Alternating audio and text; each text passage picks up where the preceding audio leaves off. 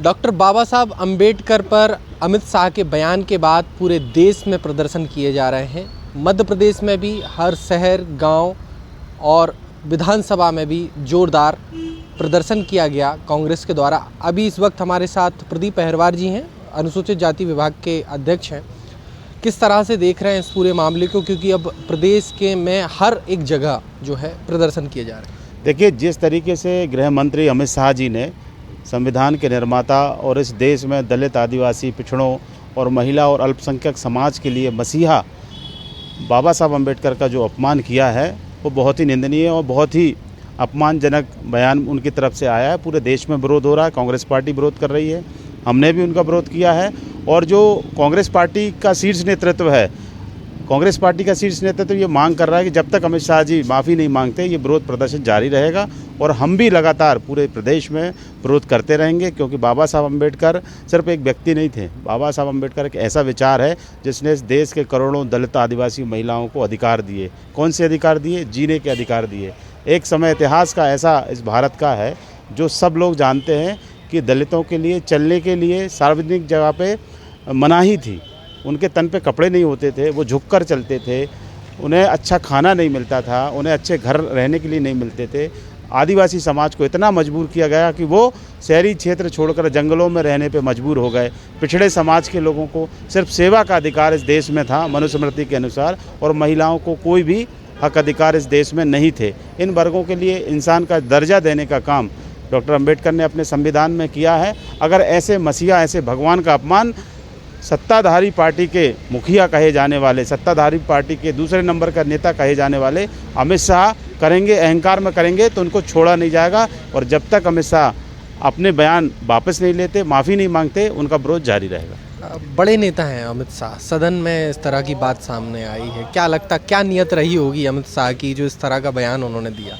देखिए, भारतीय जनता पार्टी और आरएसएस की सोच में बाबा साहब अम्बेडकर का विरोध रहा है। इतिहास गवाह है, जब बाबा साहब अम्बेडकर हिंदू कोड बिल लाए थे सदन में, तो बाबा साहब अम्बेडकर का एक विजन था कि इस देश की महिलाओं को बराबरी की हिस्सेदारी मिले, इस देश में महिलाओं को अधिकार पुरुषों के बराबर मिले।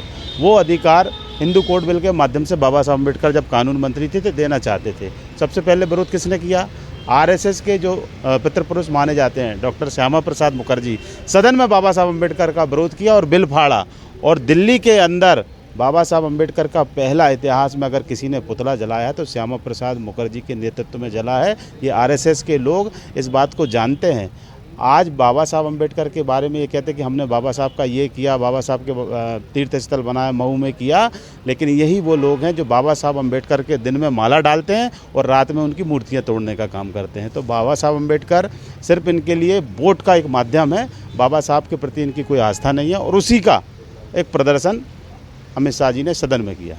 भाजपा लगातार आरोप लगा रही है कि राहुल गांधी ने बीजेपी के सांसदों के साथ अभद्रता की, धक्का मुक्की की, एफआईआर भी दर्ज हुई है राहुल गांधी के खिलाफ। देखिए, भारतीय जनता पार्टी बहुत अच्छे से समझ चुकी है कि अमित शाह हिट विकेट हो गए। अब इस मुद्दे का ध्यान भटकाने के लिए राहुल गांधी जी वाला मुद्दा लाया गया कि राहुल गांधी जी ने सांसदों से धक्का मुक्की करी है, जबकि ऐसा कोई मामला नहीं है। अगर राहुल गांधी जी ने धक्का मुक्की करी होती, सदन के पूरे बाहर, अंदर बाहर कैमरे लगे होते हैं, तो अब तक तो वीडियो जारी हो जाता। इसका ये मतलब है कि इस मुद्दे से ध्यान भटकाने के लिए भारतीय जनता पार्टी इस तरीके का प्रपंच कर रही है, और प्रपंच करने में भारतीय जनता पार्टी का कोई सानी नहीं है। क्या रणनीति आगे कांग्रेस की क्या करने वाली है? देखिए, कांग्रेस का स्पष्ट स्टैंड है, जब तक अमित शाह इस देश के लोगों से सार्वजनिक रूप से माफ़ी नहीं मांगते, अमित शाह का विरोध बदस्तूर जारी रहेगा। अभी हम लोगों ने जिला स्तर पर विरोध किया है, ग्रामीण स्तर पर विरोध करेंगे। और इस देश में जो बाबा साहब के संविधान में आस्था रखते हैं, बाबा साहब में आस्था रखते हैं, वो हर व्यक्ति नाराज़ है। अमित शाह अपना बयान जब तक नहीं लेंगे, उनका विरोध जारी रहेगा। तो ये थे हमारे साथ प्रदीप अहिरवार, अनुसूचित जाति विभाग कांग्रेस के अध्यक्ष हैं, और इनका साफ तौर पर ये कहना है कि अब कांग्रेस सड़कों पर प्रदर्शन करेगी और मजबूर करेगी कि अमित शाह ने जो डॉक्टर अंबेडकर पर जिस तरह की टिप्पणी करी है उस पर वो माफ़ी मांगे। द मूक नायक के लिए भोपाल से अंकित बचौर।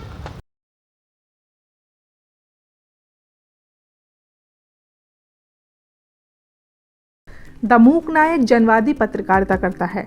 यह संविधान, लोकतंत्र और सामाजिक न्याय पर चलने वाला चैनल है। अगर आप भी चाहते हैं द मूक नायक हमेशा हाशिए पर खड़े लोगों की आवाज़ बुलंद करता रहे, बेजुबानों की पीड़ा दिखाता रहे, तो सपोर्ट कीजिए। सपोर्ट करने वाला लिंक आपको स्क्रीन पर दिखाई दे रहा होगा। साथ ही डिस्क्रिप्शन में जाकर भी आपको ये लिंक मिलेगा, जहां पर जाकर आप हमें सपोर्ट कर सकते हैं और हमारे काम को आगे बढ़ा सकते हैं।